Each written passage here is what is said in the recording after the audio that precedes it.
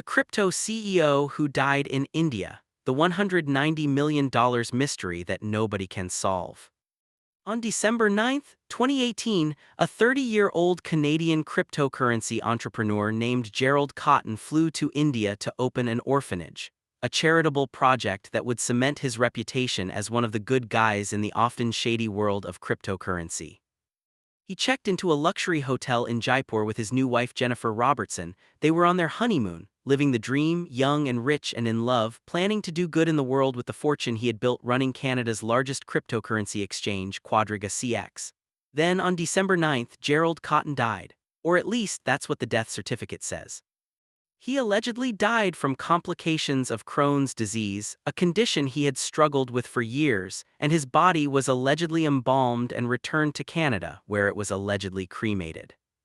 But here's where this story gets absolutely insane. Gerald Cotton was the only person who knew the passwords to the cold wallets containing $190 million in customer cryptocurrency, and when he died, those passwords died with him, locking 76,000 customers out of their money forever. No backup keys, no recovery plan, no business continuity, just one guy with all the passwords dead at 30 in India under suspicious circumstances and $190 million gone forever. Or is it? Because the deeper investigators looked into Gerald Cotton's death, the more questions emerged. The death certificates had irregularities, the hospital where he allegedly died had no records, his body was embalmed within 24 hours in a Hindu country where cremation without embalming is standard. The grave in Nova Scotia where he's supposedly buried has never been exhumed despite requests from victims and investigators, and most damningly, forensic blockchain analysis revealed that Gerald Cotton had been stealing customer funds for years, moving cryptocurrency to other exchanges, gambling with it, losing it, creating fake accounts to cover the holes, and by the time he died, Quadriga was already insolvent to the tune of $190 million. So the question that haunts this case, the question that keeps investigators and victims awake at night, is simple and terrifying. Did Gerald Cotton actually die in India, or did he fake his death, steal $190 million and disappear to live out his life in luxury somewhere while 76,000 people lost everything? And if he did die, where did all the money go, because the cold wallets that supposedly contained it were empty?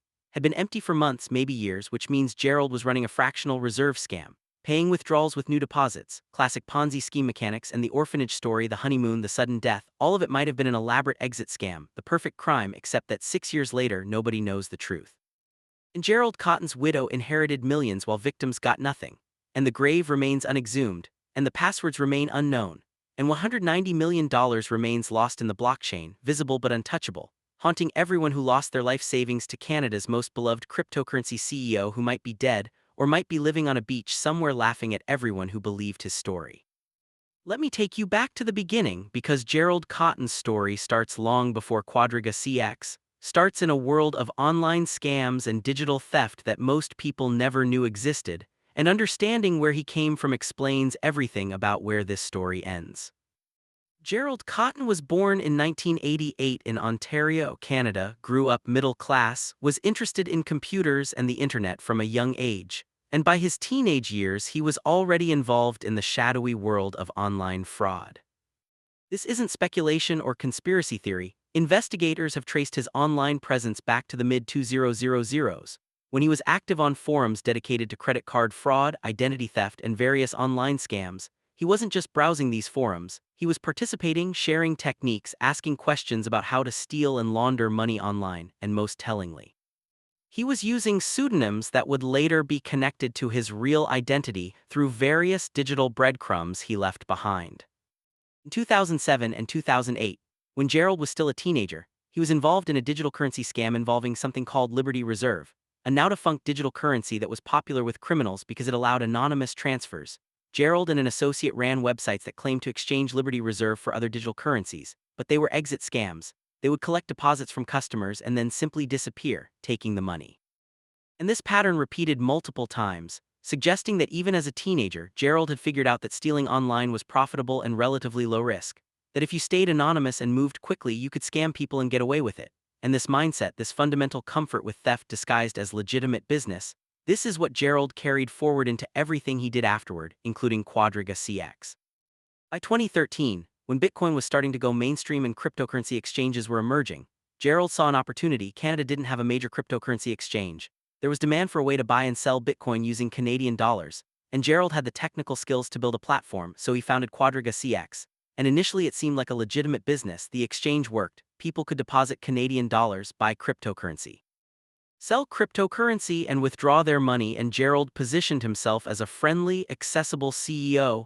He was active on Reddit answering questions. He attended Bitcoin meetups in Canada. He was young and enthusiastic and seemed genuinely passionate about cryptocurrency and helping Canadians access this new technology. And for the first few years, Quadriga CX operated relatively smoothly. There were occasional delays in withdrawals, sometimes technical issues, but nothing that seemed unusual for a small startup exchange. And as Bitcoin's price increased and cryptocurrency became more popular, Quadriga CX user base grew at its peak. Quadriga CX had over 360,000 registered users and was processing hundreds of millions of dollars in trading volume. Gerald Cotton had become a cryptocurrency millionaire, was driving luxury cars, buying property, and was engaged to Jennifer Robertson, an interior designer who seemed to know little about cryptocurrency or his business operations. But behind the scenes, Gerald was running the same scam he had always run, just at a much larger scale. He was operating Quadriga CX as a fractional reserve, not keeping enough cryptocurrency in reserve to cover all customer deposits. And he was using customer funds for his own purposes, gambling on other exchanges, making risky trades, buying real estate and luxury goods, and when he lost money or needed to cover withdrawals, he would simply move cryptocurrency from other customer accounts, creating this shell game where money was constantly being moved around to create the appearance of solvency when the exchange was actually missing tens of millions of dollars.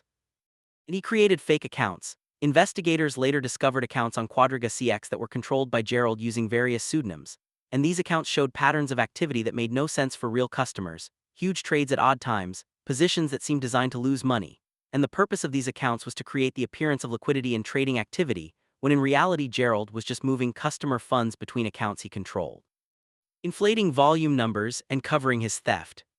The problems started becoming visible in 2018. Withdrawal delays became longer and more frequent.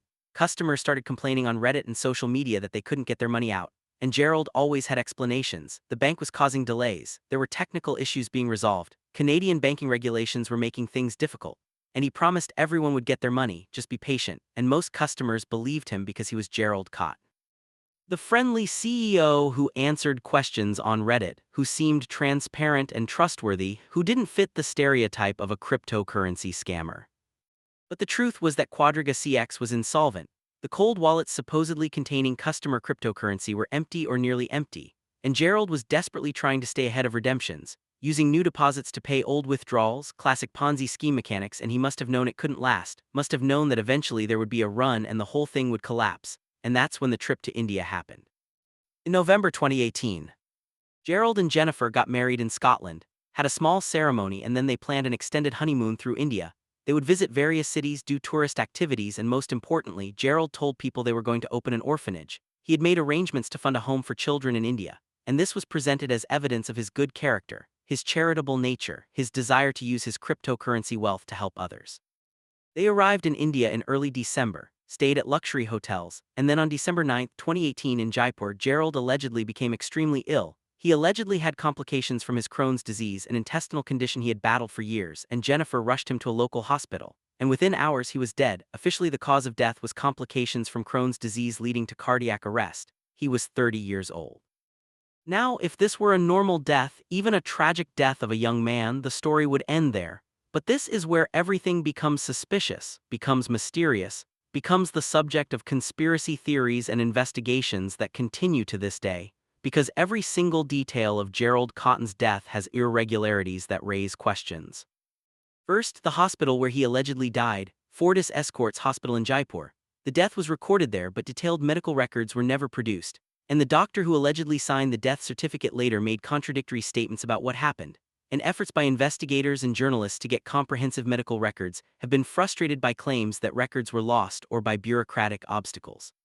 Second, the embalming. Gerald's body was allegedly embalmed within 24 hours of death, and this is extremely unusual in India, particularly for a Hindu or Muslim majority area where religious customs typically dictate immediate burial or cremation without embalming. Embalming is expensive and requires special facilities, and the fact that Jennifer arranged this so quickly, before even notifying most of Gerald's family, raises questions about whether she was trying to make later identification impossible, because embalming destroys or alters many of the biological markers that could be used to verify identity if the body were ever exhumed. Third, the death certificate itself has been examined by experts and contains several irregularities. The format is unusual, some of the information is inconsistent, and the signature appears questionable. Now, this doesn't necessarily mean it's fake. Indian bureaucracy is notorious for errors and inconsistencies, but combined with all the other strange circumstances, it adds to the suspicion. Fourth, and most damningly from a financial perspective, the timing. Gerald died just as withdrawal pressures on Quadriga CX were reaching critical levels, just as customers were becoming increasingly angry and vocal about not being able to access their funds, just as banking issues were making it nearly impossible for Quadriga CX to process fiat withdrawals, and his death in a foreign country created the perfect excuse for why the exchange suddenly couldn't operate. Why withdrawals were frozen, why customers couldn't access their cryptocurrency, and it bought time for Jennifer and the remaining Quadriga CX team to figure out what to do next. Jennifer returned to Canada with Gerald's body, or what was presented as Gerald's body, and he was cremated in Nova Scotia. Cremation destroys all biological evidence that could be used to verify identity, and while this is a common enough practice and doesn't in itself prove anything suspicious, combined with the rapid embalming in India, it means that there is now no way to definitively prove that Gerald Cott actually died, that the body that was embalmed and cremated was actually his body. Because there's no DNA to test, no remains to examine, just ashes scattered or buried, and Jennifer's word that it was him.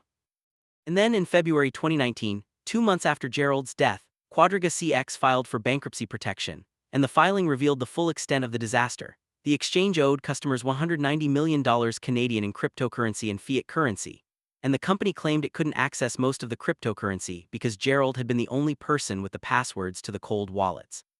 He had apparently operated Quadriga CX with no succession planning, no backup keys, no way for anyone else to access the funds if something happened to him, and now he was dead and the money was locked forever.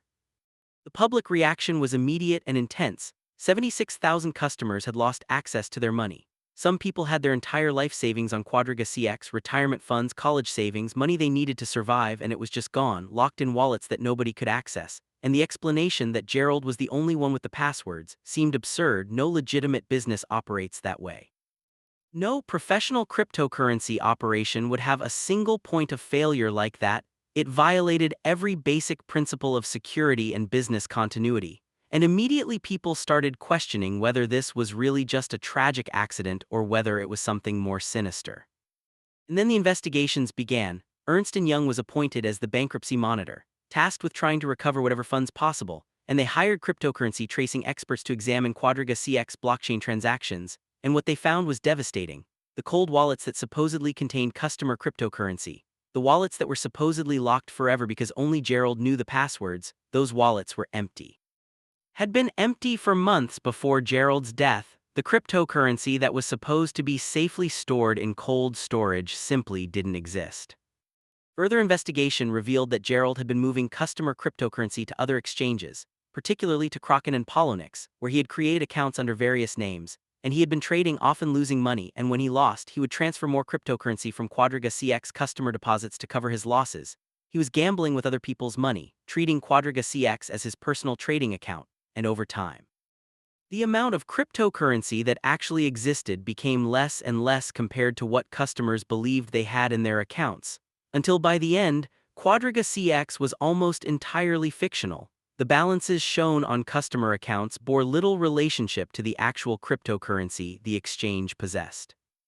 Ernst & Young's investigation also uncovered that Gerald had created fake accounts on Quadriga CX, accounts that he controlled but that appeared to be independent customers, and he used these accounts to execute trades that created the appearance of volume and liquidity. He was wash trading, essentially trading with himself to make Quadriga CX appear more active and legitimate than it actually was, and some of these fake accounts had received special treatment, like being able to withdraw funds when real customers couldn't, because Gerald controlled them and was using them to move money around. The investigation found that Gerald had purchased substantial personal assets using funds that almost certainly came from Quadriga CX. He bought a luxury yacht called Gulliver, he bought multiple properties in Nova Scotia, he bought expensive cars, and he had been living a lifestyle inconsistent with what Quadriga CX legitimate profits would have supported. suggesting he was spending customer money, and Jennifer, his widow, had inherited all of these assets: the yacht, the properties, the cars. An estate worth several $1 million, while Quadriga CX customers got nothing, or rather they got pennies on the dollar after the bankruptcy proceedings. The recovered assets were liquidated and distributed but covered only a tiny fraction of what was owed, and Jennifer initially resisted returning assets, claiming they were legitimately hers, though she eventually agreed to surrender much of the estate as part of a settlement. But the most explosive finding was about Gerald's past. Investigators discovered his involvement in those earlier online scams: the Liberty Reserve fraud, the various pseudonyms he had used, the forum posts where he had discussed techniques for online theft, and this painted a picture not of a legitimate businessman who got in over his head, but of a career scammer who saw Quadriga CX as just his biggest scam yet. Someone who had been stealing online since he was a teenager and had simply graduated to larger and larger frauds.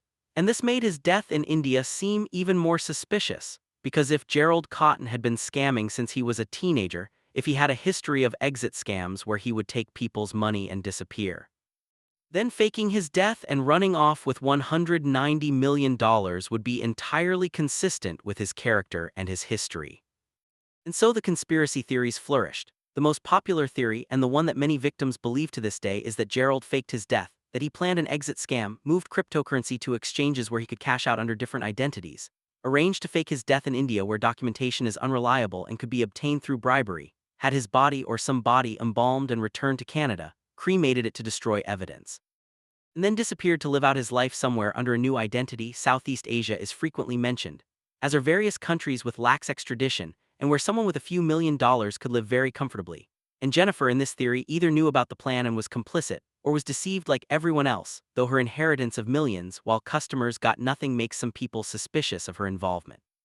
Supporting this theory are several factors: Gerald's history of online scams and exit scams specifically, the suspicious circumstances of his death, the convenient timing just as Quadriga CX was becoming insolvent, the rapid embalming and cremation that make later verification impossible, the fact that the cold wallets were empty months before his death suggesting he was preparing for this, and the sheer implausibility of a professional cryptocurrency operation having no backup keys or business continuity planning.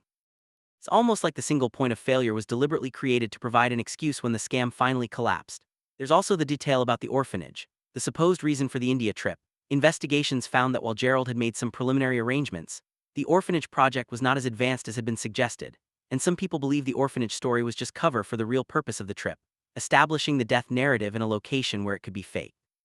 But there are also strong arguments against the fake death theory. First, if Gerald was planning to fake his death and run away with $190 million, why do it in a way that left so much evidence of his fraud? Why not cover his tracks better, delete the fake accounts, clean up the blockchain traces, make it look like Quadriga CX was legitimately hacked rather than looted by its CEO? The sloppiness of the fraud doesn't fit with the supposed sophistication of faking your death. Second, Jennifer's cooperation with investigators. She has consistently maintained that Gerald is dead, has provided documents and testimony, and while she initially resisted returning assets, her behavior doesn't seem like someone who knows her husband is alive and is actively helping him hide. She seems more like someone who married a man she didn't fully understand, inherited his assets, and is trying to protect what she believes is rightfully hers, though of course she could be an excellent actress. Third, the medical evidence. While the death certificate has irregularities and the documentation is incomplete, there are hospital records, there are witnesses who saw Gerald ill, there is documentation of the embalming and the return of the body to Canada. And while all of this could theoretically be faked, especially with sufficient money and in a country like India where bureaucracy can be navigated with bribes, it would require significant planning and risk, and if any one person in the chain talked, the whole thing would unravel. Fourth, and perhaps most compellingly, if Gerald Cotton faked his death and stole $190 million, where is he? It's been over 6 years, and there have been no confirmed sightings, no evidence of him accessing large amounts of money, no cryptocurrency movements from the wallets he controlled before his death, and while it's possible he's living quietly somewhere on money he moved before faking his death, it seems unlikely that someone who was comfortable with luxury, who bought yachts and properties and cars, who lived ostentatiously, would be able to maintain a low profile forever. Eventually, he would spend money in a way that left traces, or someone would recognize him, or he would get careless, and yet there's been nothing, which either means he's incredibly disciplined and careful, or he's actually dead. The alternative theory, the one that law enforcement and most investigators eventually settled on, is that Gerald Cotton really did die in India but not from natural causes. The theory here is that Gerald knew Quadriga CX was collapsing, knew he was about to be exposed as a fraud, and decided to end his life. The trip to India, the honeymoon, the orphanage story, maybe all of that was real, or maybe it was a final gesture before he planned to commit suicide. And perhaps he took something in India that caused his death, something that would look like complications from Crohn's disease, and the rapid embalming was just Jennifer trying to follow what she thought were appropriate procedures in a foreign country, not understanding the suspicion it would create. This theory explains the death while acknowledging the fraud. Gerald was a scammer who got in too deep, stole too much, and when the end came, chose death over facing the consequences. This is consistent with his character, with the evidence of fraud, and with the medical documentation of death, imperfect as it is. And then there's the darkest theory, whispered but not often stated publicly, that Gerald was murdered, that either someone he scammed or someone he was involved with in criminal activity decided to kill him. The cryptocurrency world has connections to organized crime, to dark web markets, to people who don't hesitate to use violence. And if Gerald had stolen from the wrong people or knew too much about someone's illegal activities, his death in India could have been an assassination made to look like natural causes. This theory has the least evidence supporting it but can't be completely dismissed, especially given Gerald's involvement in the shadowy world of online fraud and the amounts of money involved. What makes the Quadriga CX case so uniquely frustrating is that unlike FTX or Terra Luna or OneCoin where the fraud is clear and the perpetrators are known, with Quadriga CX we don't even know if there's a perpetrator still alive. If Gerald Cotton is dead, then the story is tragedy mixed with fraud, a man who stole millions but paid for it with his life. If he's alive, then it's one of the most successful exit scams in history. A perfect crime where the criminal is never caught because everyone thinks he's dead, and the truth might never be known unless his grave is exhumed and DNA testing is performed. And that might not happen because Jennifer has resisted it, and Canadian authorities have said there's insufficient evidence to justify exhumation. And so the grave sits undisturbed, either containing Gerald Cotton's body or containing evidence of the greatest cryptocurrency scam in Canadian history. The victims of Quadriga CX have organized, have lobbied for further investigation, have pushed for exhumation of the grave, have demanded that Jennifer return more assets, have tried everything they can think of to get justice or recovery, but 6 years later they've mostly given up hope. The bankruptcy proceedings distributed what little could be recovered. Most victims got between 10 and 30 cents on the dollar, losing the majority of their investment. And they've had to accept that the rest is gone forever, either locked in blockchain wallets whose passwords died with Gerald or more likely, spent and gambled away years before his death. And the psychological toll of this, of not knowing whether Gerald is really dead, of seeing his widow live comfortably while they suffered, of having no one to blame who's actually still alive and punishable, that's been almost as damaging as the financial loss. There have been documentaries about Quadriga CX, Trust No One. The Hunt for the Crypto King on Netflix is the most prominent. It lays out the evidence, interviews victims and investigators, explores the various theories, and comes to no definitive conclusion because there isn't one. It acknowledges that we'll probably never know the full truth about what happened to Gerald Cott, and that uncertainty is part of what makes this story so compelling and so maddening. We want closure. We want to know if he's the victim or the villain, if he's dead or alive. But we might never get that answer. The lessons from Quadriga CX are similar to other cryptocurrency frauds but with some unique elements. First, verify that exchanges actually hold the cryptocurrency they claim to hold. The proof of reserves concept that many exchanges now implement is a direct response to Quadriga CX. Customers should be able to verify that the exchange has the funds it claims without having to trust the exchange's word. Second, be extremely suspicious of exchanges with opaque operations. If you don't know who controls the private keys, if there's no clear business continuity plan, if one person dying would destroy the entire business, that's not a professional operation, that's a disaster waiting to happen. Third, research the background of the people running cryptocurrency exchanges.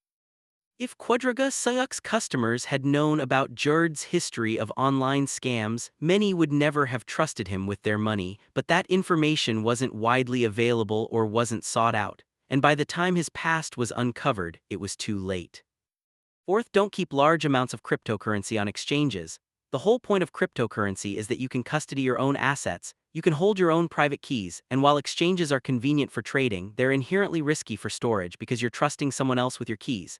And if that someone is a scammer or incompetent or dies, your cryptocurrency is gone. This is the not your keys, not your coins principle that the cryptocurrency community repeats constantly but that many people ignore because exchanges are convenient. And then they learn the hard way why self-custody matters.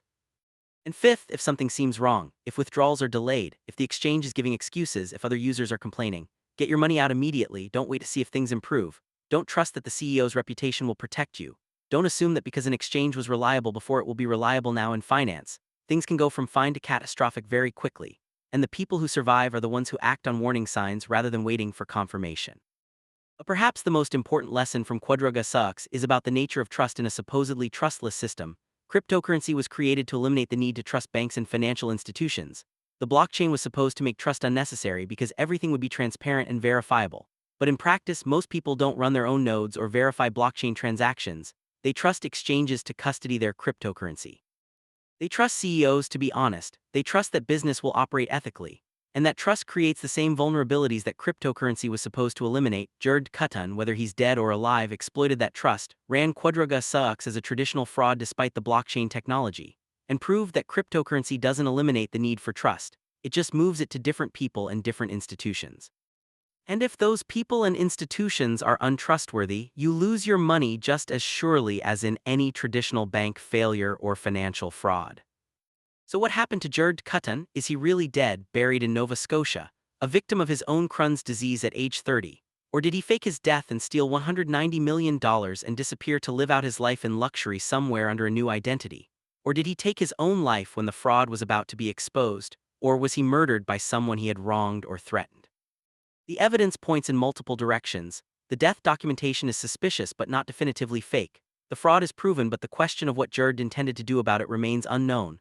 The convenient timing raises eyebrows but could also just be tragic coincidence. And 6 years later, no new evidence has emerged to definitively answer the question. The grave remains unexhumed. Jennifer maintains he's dead and she knew nothing of the fraud. Victims remain convinced he's alive and living lavishly on their money, and investigators have moved on to other cases, acknowledging they may never know the full truth.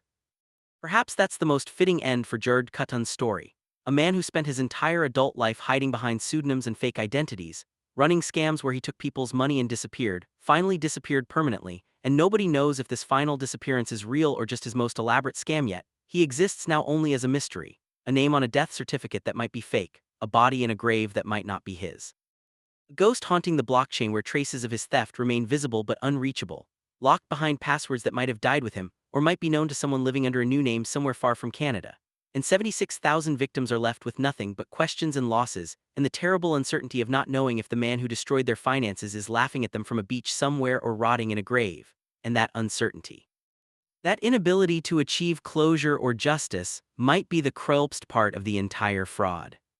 So the next time you see a cryptocurrency exchange run by a charismatic young founder, when you hear about someone who seems trustworthy because they're accessible on social media, or because they have a tragic backstory, or because they talk about building orphanages and doing good in the world, remember Gerd Kutun, remember Quadriga Sucks, remember that $190 million disappeared when a 30-year-old CEO allegedly died in India.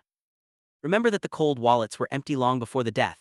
Remember that nobody really knows if he's in that grave or if he's somewhere else entirely, living on money stolen from people who trusted him.